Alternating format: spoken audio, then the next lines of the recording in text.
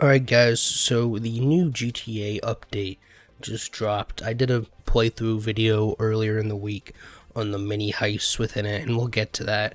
I hadn't played enough of it to really make what I'm going to call a review about it. I wanted to play more of it than just the one mission quest that I'd done. But now I've done most of them. I've dabbled a bit in it. I've looked at the new cars. So we're going to review the entire tuner update as a whole. So this isn't as big of an update as other GTA updates and businesses and all of that stuff.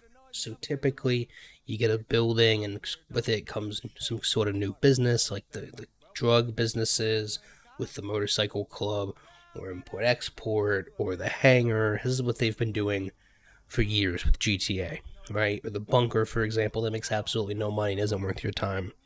You pay around $1 million on the low end for the business, and then you do some setup missions, and then you make money. Well, this one is a bit different. Well, you can definitely still do that. It's really two completely separate things. So what you're seeing here is the street race scene. I don't remember exactly what it's called, but you pay your 50K, and you get your membership where you get this new type of XP, right? And you do races, and you can unlock cars, and all of this interesting, cool stuff within this underground racing thing here. That's one thing. Then separately is the business. This is what you saw in my video on Wednesday, what you're going to be seeing here, gameplay of in a minute, what I call mini heists, right? I believe there's 8 of them, or 6, something like that. And there's 2 setup missions, and then the final heist mission. It's nothing like the real heist that you've done before that are super cinematic and over the top and take hours and hours. You can run through one of these mini heists in probably an hour if you're efficient. And these mini heists is what we're going to call them, are pretty much the same thing you've done in every other setup mission or heist. It's go steal this, go sneak into here, go, kill this guy, go tail this guy. That's typical GTA setup mission, right? And so, from there, the actual heist, the final act in these mini heists, some of them are really cool, like this one that you're seeing here, and the train one. Some of them are really bad. Like, there's one, for example, where in the setups and both the finale, you're just walking around yellow search areas on your minimap with no indicator of what you're looking for, and looking for some hint on your screen to pop up to dig. That is boring. That is awful. I never want to play that again, and it's definitely not worth the money you make. Some of them like this, though, where you could stop this transport and then go in it, or the one where you rob the train, those are at least fun to do.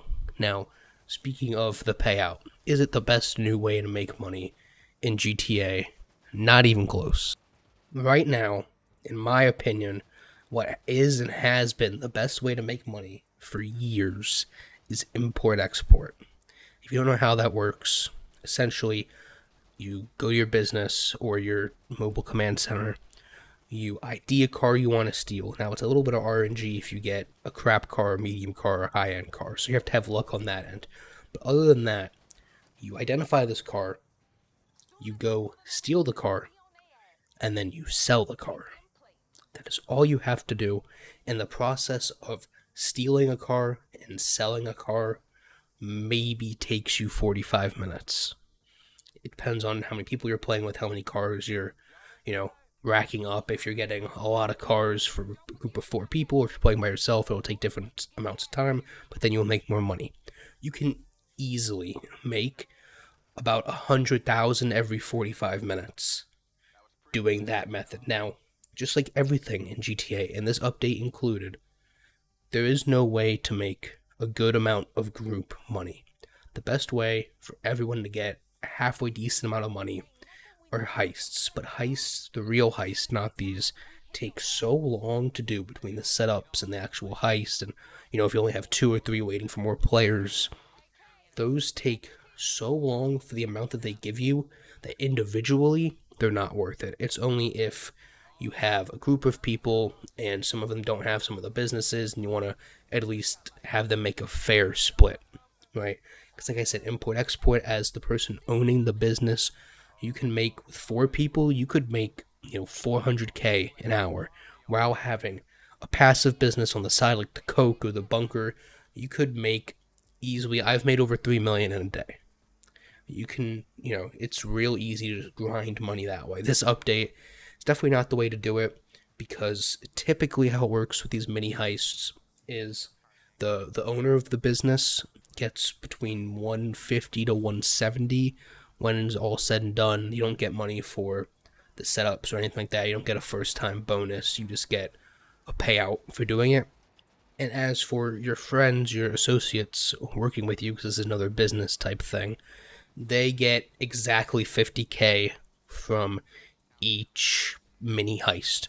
So the host is making around, again, if you're doing it efficiently and quickly and don't screw up at all, 150 to 175, a little bit over an hour. It depends on which mini heist you're doing. Some of them take a lot longer than others. And then the associate makes 50,000 plus the associate bonuses. So we'll call that 56, 57,000-ish, depending on how long it takes you. So, is this the best way to make money? Absolutely not. Is it something new and fun to do that you'll spend, a day playing? Absolutely. And it's free. Unless you put shark cards in the game and then you're scum. But does it really add anything to the long-term effects of GTA 5 or the development of GTA 6? No. Right? It's like, to me, it's like the Hangar update. You bought it, you messed around with it, you did all the different types of missions, you had your fun, made a little bit of money. Now go back to import-export if you really want to make money. But there's really nothing of substance here that they added to buy that's worth grinding out that money. There's a couple of cars, personally, in the past year and a half, probably. The high-end dealer, the Legendary Motorsports, just hasn't been doing it for me. Those cars, I used to love, a lot of them. When they were adding, the Ford GT and the Reaper and all of that stuff, those cars are really cool. But everything after that, I just really haven't been a fan of. I've been sticking to Southern San Andreas, which is hell of a lot cheaper. Pretty much everything in there is under $1 million. And, with the Hangar update, if you want to compare it to something, that, the missions weren't the greatest. I mean, they were cool because you got to fly planes, but it came with these, 10 plus new planes. Completely, some could go in the water, some had little bubble guns on top and on bottom, some had jet engines like the rocket car. And so, that added a bunch of new stuff. Even though you didn't make a lot of money doing those missions, you could grind to get that new stuff. Here, I only like one of the new cars, and that's about it, in my opinion. Ignore our terrible driving. And so, again, is this a long-term, oh, this is the new thing to do when you're bored, go play these new, missions in GTA, make a bunch of cash? Absolutely not. Just one type thing, have fun and enjoy it, done deal. And so, I don't think I've ever reviewed a GTA update before. But if I had to give this something, out of 10, this is probably, a 6. It's good, it's fine, it makes you your money, but it's not game-changing. But you guys let me know if this is your favorite update ever. Personally, I think the import-export and casino heist updates are probably the 2 best updates in GTA. But that's just me. Let me know your opinion down in the comments below, and I'll see you on the next one.